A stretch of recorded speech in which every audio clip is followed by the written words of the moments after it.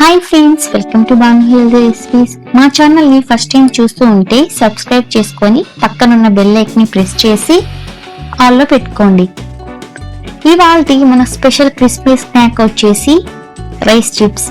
చాలా టేస్టీగా క్రిస్పీగా చాలా బాగుంటాయి. అలాగే వీటిని చేసుకోవడం కూడా చాలా సింపుల్. రైస్ చిప్స్ ని ఎలా తయారు చేసుకోవాలో ఆ ప్రాసెస్ ని చూసేద్దాం. ప్యాన్ లోకి 1 కప్ వాటర్ ని వేసుకోండి. ఇందులో రుచికి తగినంత salt, 1 table spoon chilli flakes వేసి నీళ్లను మరిగించండి. వాటర్ ఇలా మరగడం స్టార్ట్ అయ్యాక 1 కప్ బియ్యం పిండి వేసుకొని కలపండి.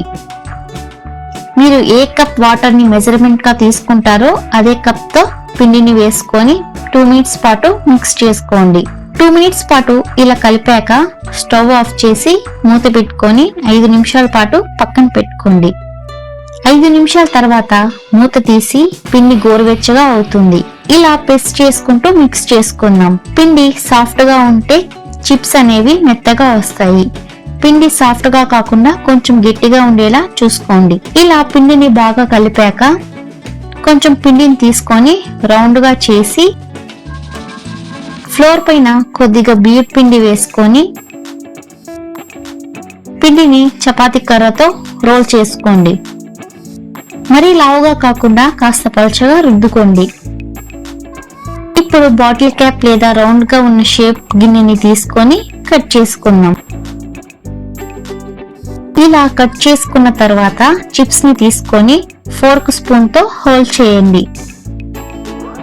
ఇలా హోల్స్ చేయడం వల్ల ఆయిల్ లో ఫ్రై చేసేటప్పుడు పొంగకుండా బాగా ఫ్రై అవుతాయి. ఇలాగే అన్ని ప్లేట్స్ లోకి తీసుకొని పాన్ లో ఆయిల్ హీట్ అయిన తర్వాత చిప్స్ ని వేసుకొని లో ఫ్లేమ్ లో ఫ్రై చేసుకోండి.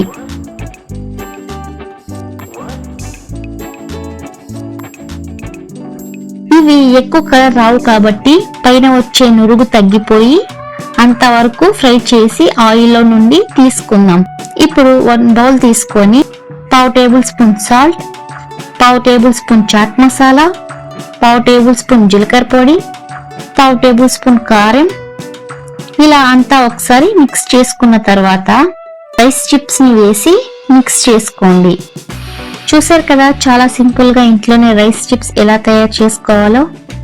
మీకు మా వీడియో నచ్చినట్లయితే లైక్ చేసి మా ఛానల్ ని సబ్స్క్రైబ్ చేసుకోండి. Thanks for watching.